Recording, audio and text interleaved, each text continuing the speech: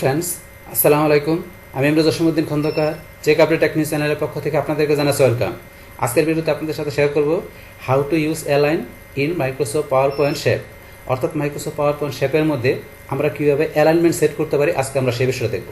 এখন আমাদের এই কাজটা করার জন্য প্রথমে আমরা পাওয়ার পয়েন্টে চলে আসবো। আসার পরে পাওয়ার পয়েন্টে এখানে আমার একটা ব্ল্যাঙ্ক স্লাইড দেওয়া আছে।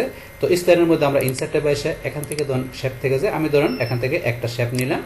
বাস নেওয়ার পরে প্লাস আসলে আমি এরকম একটা শেপ তৈরি করলাম। বাস করার সাথে সাথে আমার এখন এই ফরম্যাট এখানে যে টেবের মধ্যে এখান থেকে বসে আমরা এই যে অ্যারেঞ্জ থেকে আমাদের এই যে অ্যালাইনের বিষয়গুলো আমরা দেখব। তাহলে এখন এই কাজগুলো করার জন্য এখানে কিন্তু আমার একটা শেপ দেওয়া আছে। তাহলে এখানে এই কাজগুলো করার জন্য আমরা কি করব, এখানে আমরা কয়েকটা শেপ নিয়ে নিব যাতে আমাদের কাজগুলো আমরা ইজিলি করতে পারি। তাহলে এখন একটা শেপ নেওয়ার পর এই শেপটাকে আমি ধরুন এখান থেকে একটু সাইজটা আমি কি করলাম, ছোট করে নিলাম।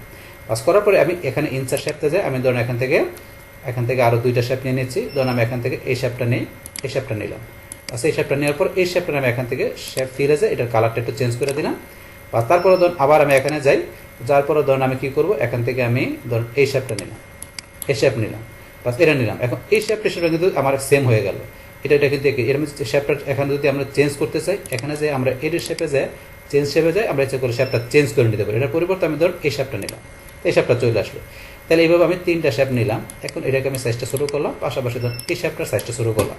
পাস করার পরে এখন আমি যে তিনটা শেপ এইভাবে একটা ধরুন আবার এইভাবে একটা রাখলাম, এইভাবে একটা রাখলাম। তাই তিনটা শেপ আমি এইভাবে রাখার পরে এখন আমি এই যে এখান থেকে অ্যালাইনের মধ্যে এই যে লেফট সেন্টার রাইটের কাজটা করার জন্য কি করতে হবে, প্রথমে এই তিনটা শেপ আমাকে সিলেক্ট করতে হবে। তাহলে আমার এটা সিলেক্ট করা আছে, আমি কিবোর্ড থেকে কন্ট্রোলকে চাপ ধরে রেখে আমি এইটাতে ক্লিক করলাম, এই শেপে ক্লিক করলাম। তাহলে তিনটা শেপ একসাথে সিলেক্ট করার পরে এখন যদি আমি অ্যালাইনে যাই, আমি অ্যালাইন লেফটে ক্লিক করি, তাহলে তিনটা শেপের আমাদের এই যে লেফট সাইড অ্যালাইনমেন্ট কিন্তু ঠিক থাকবে। আবার যদি অ্যালাইনে যে আমি যদি এখানে কি করি সেন্টারে দিই, তাহলে তিনটা শেপের কিন্তু সেন্টারে কিন্তু অ্যালাইনমেন্ট ঠিক থাকবে। আবার যদি অ্যালাইনে যে আমি এখানে কি করি অ্যালাইন রাইট দিই, তাহলে ডান দিকে অ্যালাইনমেন্ট ঠিক থাকবে। এইভাবে কিন্তু এখানে আমাদের শেপগুলোর অ্যালাইনমেন্ট কাজ করে লেফট রাইটে সেন্টারে।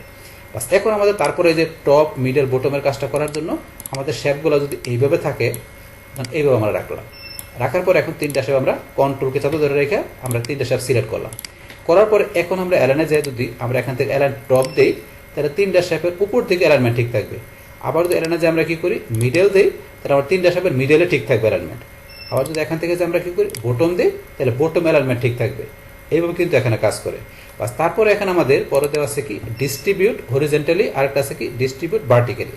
তো হরিজেন্টালি কি কাজ করবে, ডিস্ট্রিবিউট হরিজেন্টালি। তো আমাদের কিন্তু তিনটা শেপের এই যে এটার মধ্যে এখানে এতটুকু স্পেস দেওয়া আছে, আর এটার মধ্যে এখানে কিন্তু বেশি স্পেস দেওয়া আছে। এখন এই যে মধ্যেখানে যে স্পেসটা আপনার কি করবেন, আপনি সমান করবেন, যে এটার এখানে যা আছে এটারও তাই থাকবে, মানে তিনটে স্পেস সমান থাকবে। তা সেই ক্ষেত্রে আমরা যদি অ্যালাইনে যে ডিস্ট্রিবিউট হরিজেন্টালি দিয়ে ক্লিক করি, তাহলে দেখেন এখানে যে গ্যাপটা আছে এখানে কিন্তু সেম গ্যাপটা আছে। এইটা হচ্ছে ডিস্ট্রিবিউট হরিজেন্টালি কাজটা। এবার আমরা দেবো ডিস্ট্রিবিউট ভার্টিক্যালি। তা সেই ক্ষেত্রে আমাদের শেপগুলো আমরা এইভাবে রাখতে হবে। এখন এইটার স্পেসে আমরা একটু কমায় রাখলাম, এইটা ধরুন একটু আমরা বেশি রাখলাম, এখানে একটু কম পাকা, এখানে বেশি পাকা। এখন এই শেপগুলো আমরা সিলেক্ট করে আমরা অ্যালাইনে যদি ডিস্ট্রিবিউট ভার্টিক্যালিতে ক্লিক করি, তাহলে দেখুন এখানে যে গ্যাপটা আছে এখানে সেম গ্যাপটা আছে। এইভাবে কিন্তু এখানে কাজটা করে। তারপরে এখানে আসার পরে আমাদের অ্যালাইন সিলেক্টেড অবজেক্ট, আমাদের অবজেক্টগুলো সিলেক্ট করা আছে, এখানে এটা টিকমার্ক।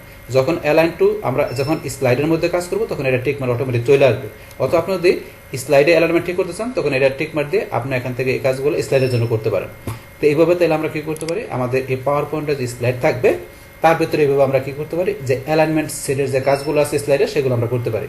বাস তাহলে এই আমাদের এখানকার টোটাল বিষয়টা মূলত আমাদের আজকের ভিডিওর।